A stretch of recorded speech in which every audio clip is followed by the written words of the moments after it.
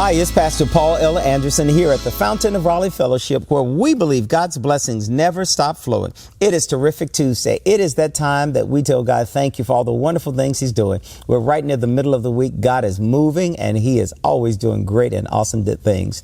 Today, I invite you to look with me at Hebrews 11th chapter, verses 13 through 19. Something that is so powerful, how God is always speaking, even in moments that we don't even realize a word is coming forth. Notice it tells us that all of these people still died, believing what God had promised them.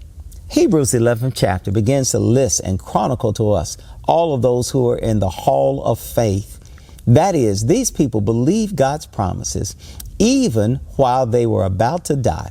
You know, sometimes you and I must remind ourselves it is good to look back and see what God has done. God promised something, He will bring it to pass. God made a promise to them. You know, I am so happy that God makes promises that He keeps. You know, in this life, sometimes we will meet people who will make a promise and keep it. But other times, when people make you a promise, you have to always ask yourself, I know the source from which this is coming. I don't think this is going to happen. When you and I see this, we begin to open up our eyes and know that the people who received the promise of God, they died knowing that a better place was coming. They knew that God had something prepared for them. They were not ashamed of the good news of the gospel of Jesus Christ because they knew it was the power of God unto salvation. Like Abraham and Sarah, they believed in God. They knew that God would promise them their son Isaac, and He did it. Even though God had told them, Isaac, your son, whom will now be the one who will be in your descendants. You know, they were getting old. They were about to forget about it.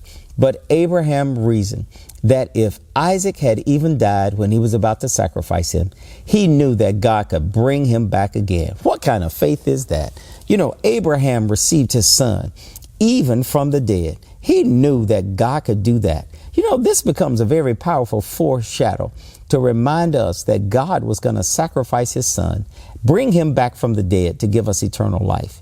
You know, in this book of Hebrews, it begins to list and chronicle all those people who believed God and believed God would do the impossible. Even when everybody was watching, they knew God could do it. He could bring it to pass. And He does just that. You know, God always sticks to His word.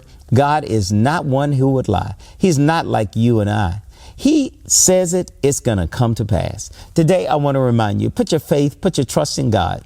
If He did it for Abraham, Sarah, Isaac, and all the others, He'll do it for you too. Always know you're exceedingly and abundantly blessed. Take the Lord with you everywhere you go, and we'll talk again on tomorrow. To sow a seed to the Fountain of Raleigh Fellowship, visit our newly redesigned website, thefountainofraleigh.org, and select Sow a Seed from the homepage. Also, giving has been made easier with the new Fountain of Raleigh app, available now in the Apple App Store and Google Play Store.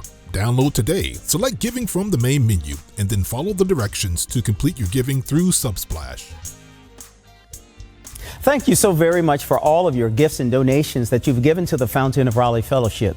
We thank you for what you've done in the past, what you're currently doing, and what you will do in the future. Your gifts and donations helps us to spread the gospel of Jesus Christ, not only locally, but throughout the world. Thank you again for your gifts, and may God continue to richly bless you. It is here at the Fountain that we believe that we are exceedingly and abundantly blessed, and may you receive those blessings that God has in store for you.